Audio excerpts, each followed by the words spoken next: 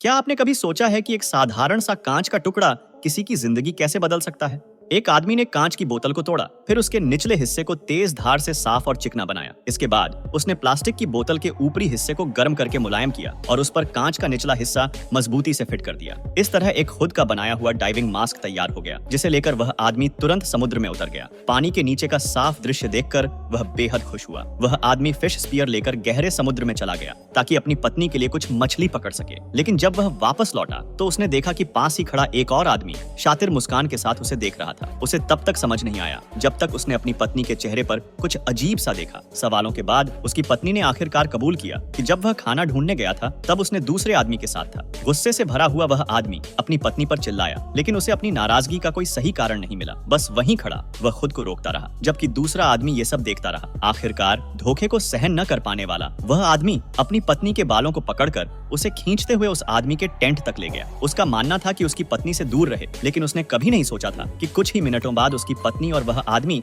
एक साथ समुद्र किनारे नाचने लगेंगे। यह देखकर उसे समझ आ गया कि वह अब बूढ़ा और कमजोर हो चुका है। लेकिन कहानी में मोड़ जल्दी ही आया। एक दिन जब वह आदमी अपने डाइविंग मास्क के साथ मछली पकड़ने गया तो उसने समुद्र के नीचे एक छोटी सी नाव देखी। उसने सोचा कि यह उनके लिए इस द्वीप से निकलने का अच्छा साधन है। उसने पूरी ताकत लगाकर उस नाव को ऊपर खींच लिया, लेकिन अगले ही पल उसने देखा कि नाव में एक बड़ा छेद था जिसे वह खुद से ठीक नहीं कर सकता था। उसने नाव को खींचने के लिए एक रस्सी बांधी और अपनी जान जोखिम में डालकर उसने धीरे धीरे नाव को खींचना शुरू किया। जब उसे सांस लेने की जरूरत महसूस होती, वह रस्सी छोड़कर ऊपर आ जाता था, गहरी सांसें लेता और फिर वापस पानी में डूब जाता था। कई बार की कोशिशों के बाद आखिरकार उसने नाव को सतह तक पहुंचा लिया और जानबूझकर अपनी पत्नी को यह सब दिखाया। उसने नाव की मरम्मत करने की पूरी कोशिश की, लेकिन किसी भी तरह से वह छेद को ठीक नहीं कर पाया। हालांकि बाहर से देखने पर नाव ठीक लग रही थी, लेकिन वह जानता था कि जैसे ही नाव समुद्र में जाएगी वह बड़ी लहरों का सामना नहीं कर पाएगी। इसी बीच उसकी पत्नी अकेले उसके पास आई और उससे माफी मांगने लगी। साथ ही उसने उससे विनती की कि वह नाव ठीक होने के बाद उसे साथ लेकर जाए,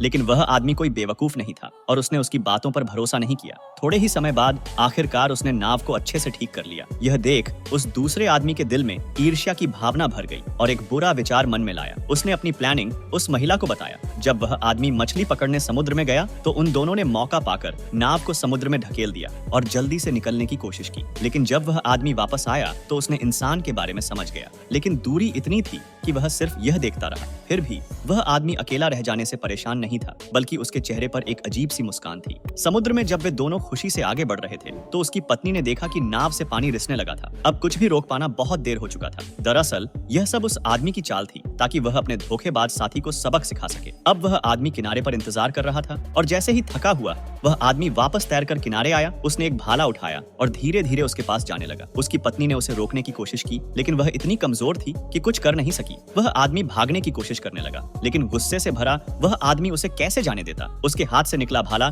सीधे उसके पीठ में जा घुसा और फिर उसने एक बार और हमला किया ताकि आदमी बच ना पाए। लेकिन अपनी पत्नी के लिए उसने आखिरकार उसे माफ कर दिया, क्योंकि अब वह उस वीरान द्वीप पर उसकी आखिरी उम्मीद थी। वह सोच रहा था कि अब वे दोनों एक साधारण जिंदगी जी सकते हैं, लेकिन एक मछली पकड़ने वाली नाव अचानक आया और उनकी शांतिपूर्ण जिंदगी को पूरी तरह बदल दिया। जब उसकी पत्नी ने खुद को उस नाव पर बैठे पाया तो उसे विश्वास ही नहीं हुआ कि यह सच है। वह अपनी पत्नी को रोकने की कोशिश करने लगा, लेकिन उसकी पत्नी उसके साथ उस द्वीप में रहना नहीं चाहती थी और वह उस जहाज वाले आदमी के साथ चली गई।